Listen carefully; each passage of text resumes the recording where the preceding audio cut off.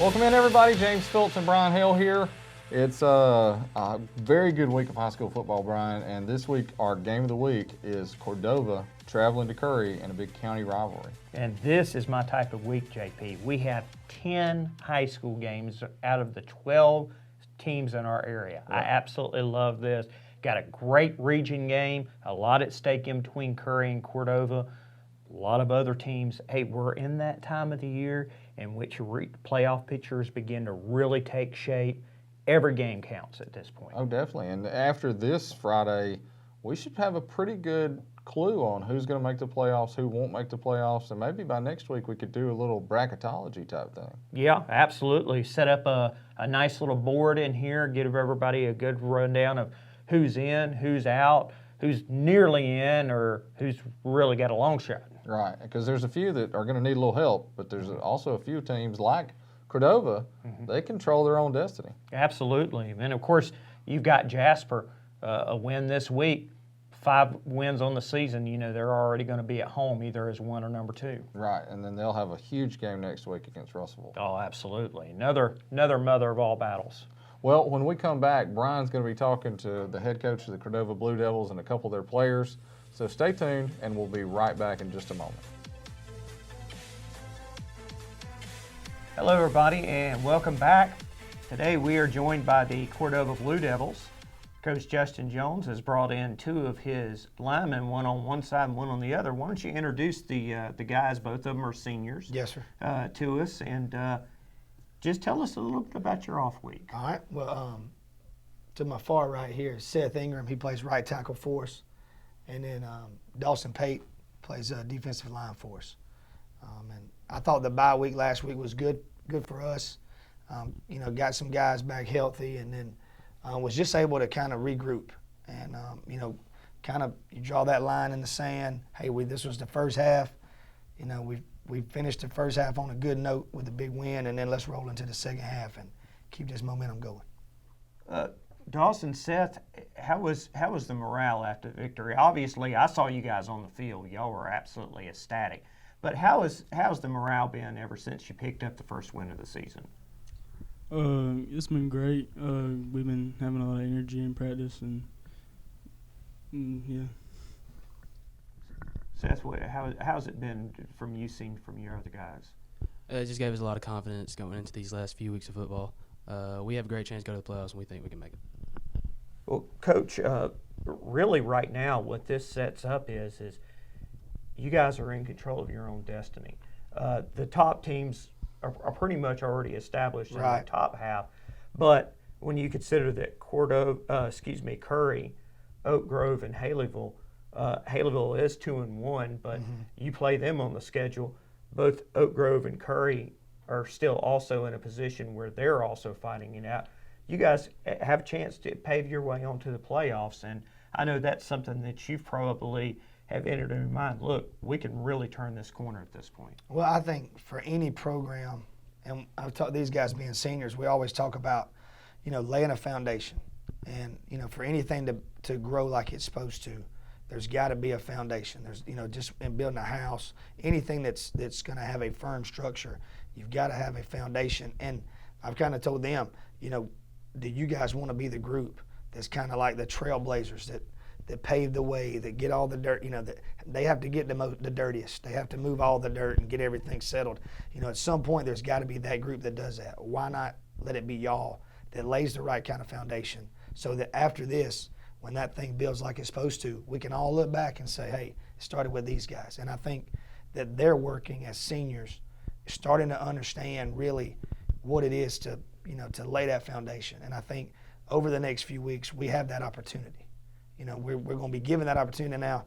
We still got to make the most of it. You know, you still got to go and you got to work and you got to show up and you got to do the right things on a daily basis. It's going to put you in a position to be successful. But these guys are doing a better job of that. So in turn, you know, we're hoping that we get, with those opportunities, get the opportunity to put ourselves in that position. And that position for us is, you know, that thing called the playoffs. So, well, obviously, as we've mentioned, the destiny, the paving your own way, That, of course, starts Friday night. That's correct. At Curry. What do you, I'm sure you've looked at them on tape. Right. What do you think the keys to victory are to be able to move on towards this I destiny? got you. Well, I think bringing these two guys in here kind of explains what it's going to take to win. You got to control the line of scrimmage. I mean, they're a team that last week ran the ball very well against Haleville, just downhill. They got a big offensive line. They did a really good job of controlling the tempo of the game with their defensive front. Last week, Curry did. And so, one of the keys I feel like is we got to control the line of scrimmage. And I think in any game, we always talk about controlling the atmosphere of the game, which means how fast is played, how physical is played, and then, managing the clock the right way. So you're going to really get two different, they want to bleed that clock and run the football and sometimes they were 3 and 4 yards in a cloud of dust type deal. We're on the other end of the spectrum where we like to play fast. We like to, get it all, spread the field vertically and horizontally. And so I think it's going to be, which team can kind of impose their atmosphere Friday night is going to be. Line of scrimmage is always important in any game, but I think the other aspect is going to be which group is able to impose how they want to run the game. And that's going to, lead to success for them or for us either way. Guys, Coach just said it's got to be won in the trenches. That's going to be obviously on both sides of the ball. What do you guys think? Going into it, you think obviously that this is a matchup that favors you guys? Yes, sir. We got to stop their run. Their run's pretty good. Yeah, we have the power to really stop their defensive line and just keep it going. Now, were either one of you guys on the ice bath? I was standing right beside Coach when he got the ice bath at Oakland. I did not see who the person was that gave it to him. So, were you guys in on that? No, I wouldn't. I wasn't either. They were smart. Okay, I see it. Well, somebody gave it to you because I know it. Of course, it was a hot night, so I know it cooled you off. Yeah, it worked out. It worked out. So. Yeah, and I know that was a happy moment for everybody. So. Right. Well, Coach, we really appreciate having you on. Best of luck on Friday night. I know this is the time of the year in which everybody starts to get into that playoff mode and mentality. So I know that's definitely factoring in, but we wish y'all best of luck. Yeah, and we got some better weather. That always helps too. Absolutely. Yeah, it'll be a little nicer. So we joked with the officials the other week about this may be the first time we use heat timeouts into October because it was so hot. But I feel like from here on out it's going to cool off a little bit. So it'll be a good night. Our crowd's going to be there. It'll be a good crowd. I know being in county, I've been very impressed with the 2 other in-county games we've had. So I know this will be another one where you got 2 Walker County teams playing. I know our folks will be there, and they'll have a good crowd, so it'll be a good atmosphere. Excellent. Well, hopefully for the Cordova Blue Devils as they take on Curry, there will be another ice bath for Coach, but we're going to be back shortly with our picks, so stay tuned. Hey guys, James Phillips here. As you see, I'm by myself. We invited the Curry Yellow Jackets head coach Jeff Foshee and a few of his players to come, but they had a lot going on this week to prepare for the game against Cordova, so couldn't make it this week, but we wish Curry the best of luck on Friday night, and we know it's going to be a great game of the week. Be sure to tune in at mountaineagle.com. You can listen to the audio broadcast of the game, and then as always, check out DME PrepZone.com for scoring throughout the night on Friday night. We'll be back in just a moment, and you'll be able to see me and the sports guys as we give our predictions for this week's game. Welcome back in, everybody. James Phillips, joined by Bryant Hale, Jonathan Bentley, Jeffrey Winborn, as always. We'll be doing our picks for the week. I almost said that we should eliminate one of us and have Renee Holly come in and do our picks because she's leading on the limb by a wide margin at this point. 9. Yeah, and we're all well behind. 9. So what can we do to catch up? Well, she was leading by 10 last week. Yeah, no, I think the second place maybe closed in a little bit. Maybe it's 8. Mm-hmm. But yeah, she's had an incredible year. Yeah. But aren't we the ones that are supposed to know what we're talking about? Yeah. Experience is the that greatest wrong. teacher. Yeah. She's been in here for, 3 seasons now? Yep. She's learning. Yeah, she is learning. I mean, it's Or been she's one lucky of this year. one of the 3 of us the last several years. Right. So this will be different.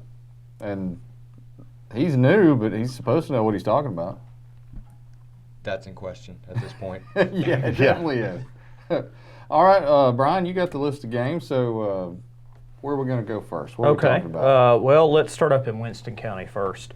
One that I think is relatively easy, Pickens County at Meek. We shouldn't even be picking this one. Yeah. I mean, yeah. This could be the ugliest game of the season. Like, you know, we've seen Jasper beat people 60-something to nothing. Pickens County could beat Meek 115 to nothing if they wanted to. Do we need to actually go around picking or just do the all in favor? Yeah, let's just say all for Pickens. 60. All right. Okay, next. Okay. Lynn at Hubbardsville. You know, in any other year, I would say that this is Lynn's game, but the Bears have really struggled. Like, they just have not been able to get off the starting blocks, and Hubbardsville's playing decent football, so I think we've got to go Hubbardsville on that one.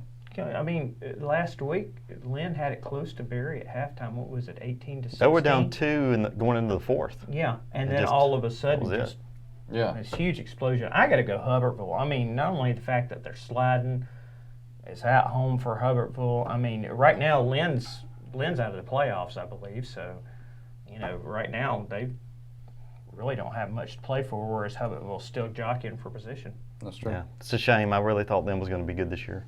I mean, it got talent. It just didn't work out. Yeah, I do too. And I think Lynn's had some moments this year, but they just haven't really been able to put it together. I think Hubbardsville's going to win this one. All right, next up, Cold Springs at Winston County.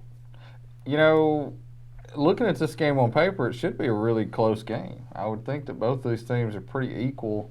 Cold Springs, we've seen them roll over a few teams in our area, and then we've seen them do not so well. So I think I'm going to go Cold Springs, though. I think they'll win this one. Winston County's kind of been exposed, as we've said a few times, with being pretty one-dimensional.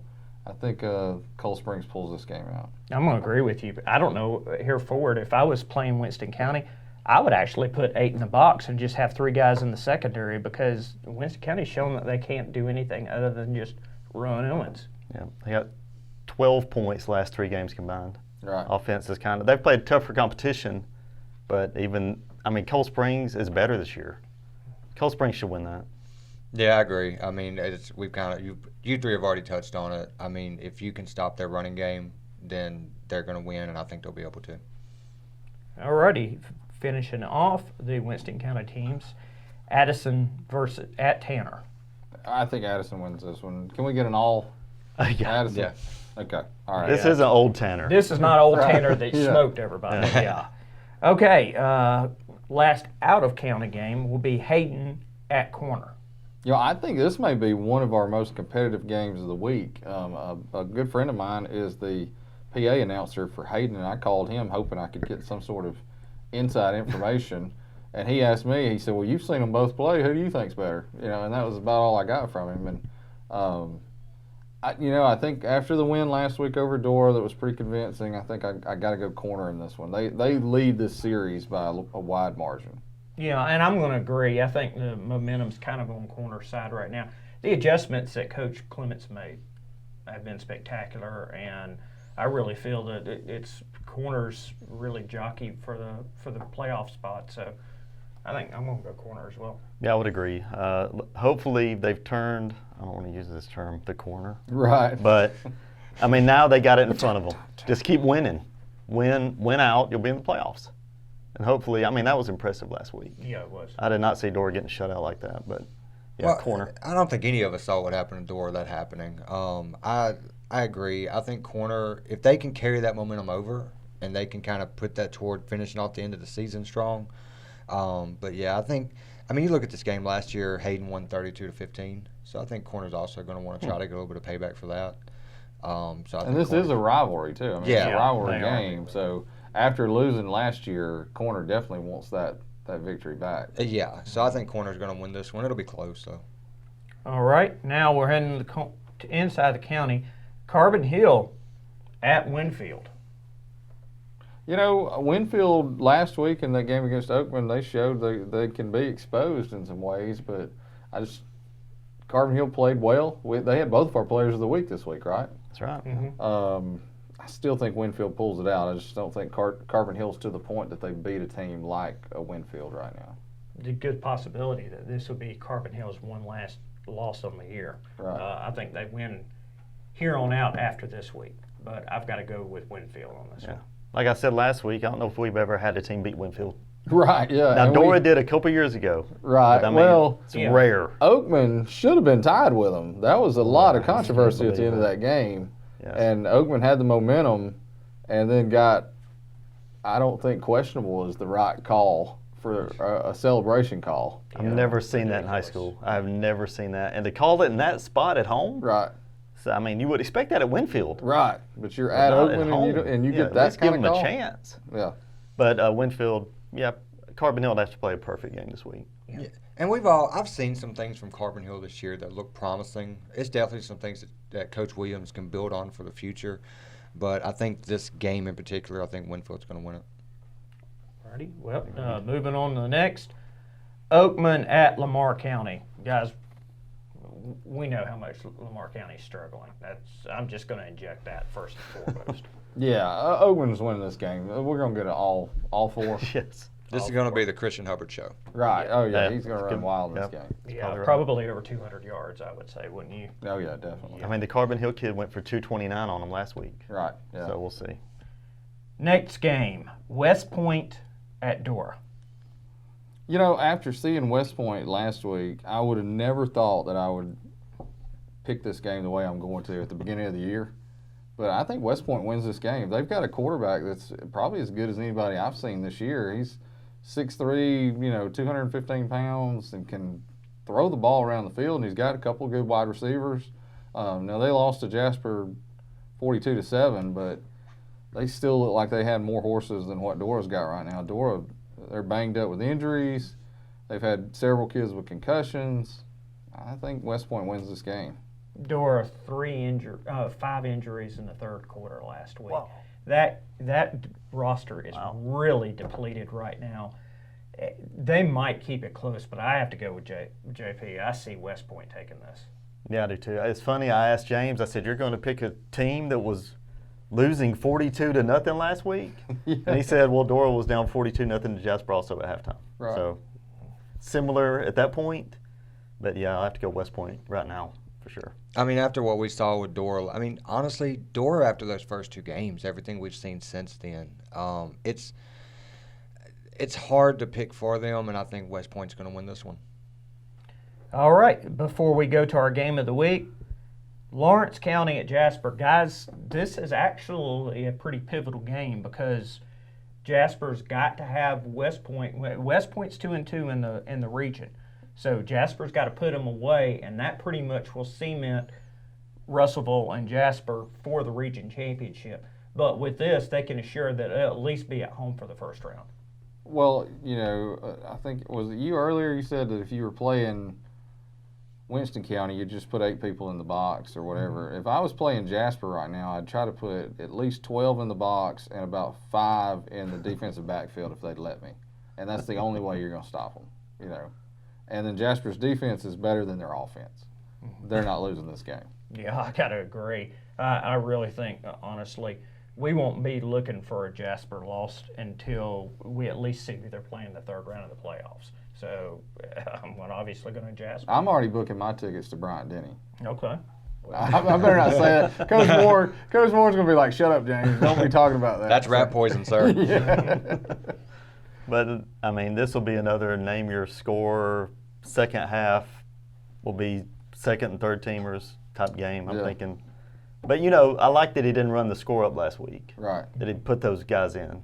Well, Maybe about and the even same, putting them in and played really conservative with them. They didn't allow the second team to really try to score. And then the second team defense played pretty well. But, he's not trying to run the score up, or it could have been a lot worse. Mm-hmm. It's not even going to be close. Jasper's going to win. Here's my thing. To y'all's point, how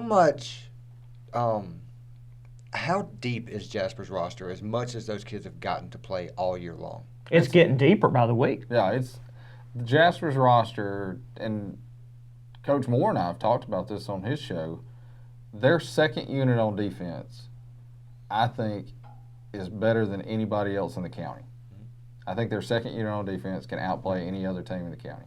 And I think their second unit on offense is pretty close. Yeah. But that's saying a lot when you got that. I mean, they had a game where they had 26 people get tackles. It's unheard of. Really. Yeah. Yeah. Well, I think it's pretty much consensus on that one with no problem.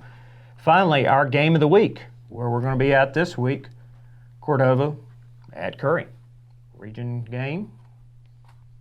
You know, when Cordova's coach was here earlier, when we were talking to him, I probably threw some rat poison in their way as well and said, Coach, I think you're going to finish up with 5 straight wins.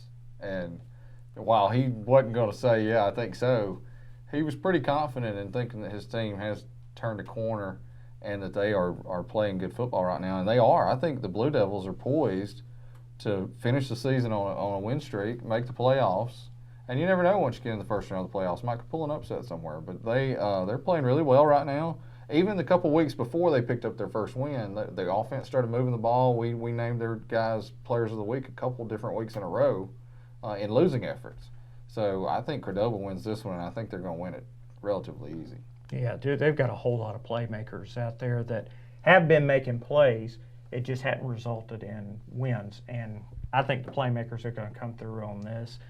Curry's just, I know that they had a better game against Haleyville last week, but Haleyville's kind of been spotty in points from here and there. And whereas Cordova, I think, is consistently getting better every week. So I got Cordova in this one. Yeah, Cordova. I mean, you've got Cason Smith. I'm glad he's had a good year. These kids deserved a fun year. And if they can actually finish and make the playoffs, it'll be incredible. Because, you know, the schedule was kind of front-loaded. It was. And now they got to take advantage of these games, and it'll continue this week. Right. Well, we've said all year, Cordova's better than what their record has been. And I think now starting at this point, we're going to see that for the rest of the year for them. So, I mean, Cordova's going to win this one. I think it'll be by double digits, honestly. Yeah, I can see that. Well, guys, we can talk a little bit of college football. We didn't do that last week, but this is a pretty big week. There's some pretty good games this week. It's probably the first weekend where we could call it an impactful week that may mean something. No, we didn't talk about one game last week was Auburn and Florida. Not everybody could see the Auburn-Florida game. Right. I said that he was a bad mojo for your Auburn team because he wore all that Auburn gear, and he's an Alabama fan.